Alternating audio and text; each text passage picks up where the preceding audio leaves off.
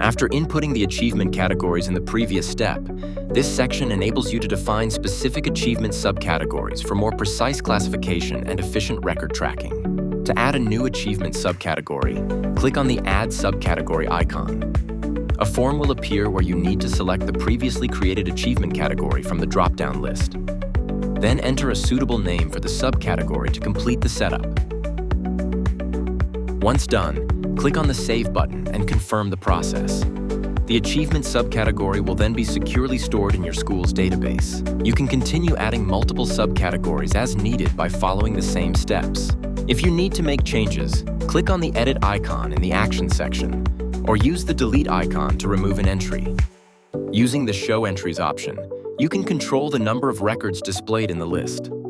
There are some more options from you can copy the entire entries, open them in Excel sheet, export it as a PDF, print it, or customize the column visibility as per your need. You can use the search bar to locate entries within the database instantly.